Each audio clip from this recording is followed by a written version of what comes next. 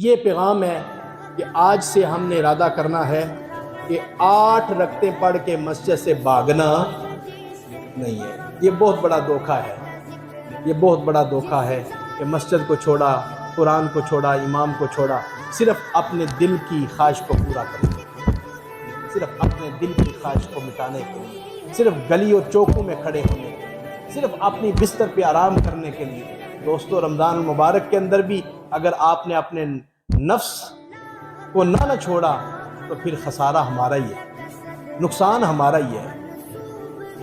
تو اس لیے روزے کو ہم نے پایا تکمیل تک خوبصورت طریقے سے چڑھانا ہے، خوبصورت طریقے سے۔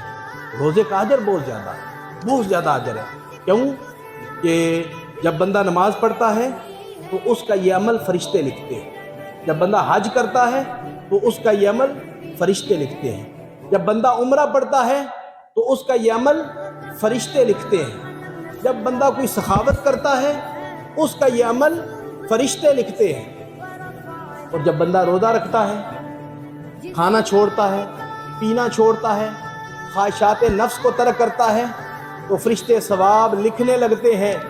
اللہ پاک فرماتا ہے فرشتوں کیا کرنے لگے ہو؟ عرض کرتے ہیں مولا روزے داروں کا ثواب لکھنے لگے ہیں۔ اللہ پاک فرماتا ہے روزہ تو صبر سے ہے اور صبر کا تم اجر لکھو گے؟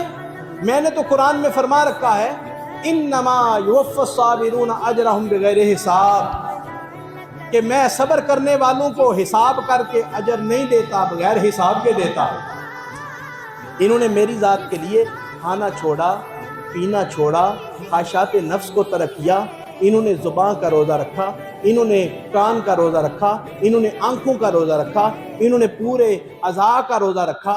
یہ روزے کی حالت میں قرآن پڑھتے رہے، یہ روزے کی حالت میں ذکر کرتے رہے، یہ روزے کی حالت میں نیکیاں کرتے رہے۔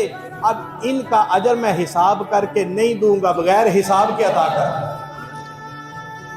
الصوم لی وانا اجزی بہ، اللہ پاک حدیث قدسی ہے، حضور فرماتے ہیں، اللہ پاک فرماتا ہے روزہ میرے لیے ہے اور اس کی جزا میں خود دوں گا۔ صوفیاء نے مسئلہ ہمارا حل کر دیا۔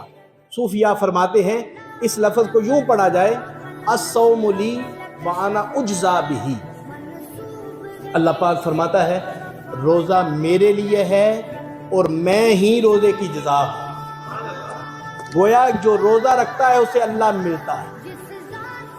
اس مسئلے کی مزید وضاحت یوں ہے، نمازی نماز پڑھے تو جنت ملتی ہے، حاجی حج کرے تو جنت ملتی ہے، قاری قرآن پڑھے تو جنت ملتی ہے، قاضی انصاف کرے تو جنت ملتی ہے، غازی جہاد کرے تو جنت ملتی ہے، سخی سخاوت کرے تو جنت ملتی ہے، اور روزہ دار روزہ رکھے جنت بھی ملتی ہے۔ جنت بنانے والا خالق و مالک بھی ملتا ہے، رب بھی ملتا ہے۔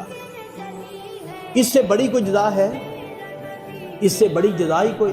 اللہ پاک فرماتا ہے روزے داروں کو میں خدا ملتا ہوں، میں رب ملتا ہوں روزے داروں کو۔ اللہ اکبر۔ تو محترم حاضرین، روزہ آپ نے سوچ و بچار کے اندر یہ بات لانی نہیں کہ ہم نے روزہ چھوڑنا ہے۔ آج سے آپ نیت کریں گے کہ ہم نے روزہ رکھنا ہے۔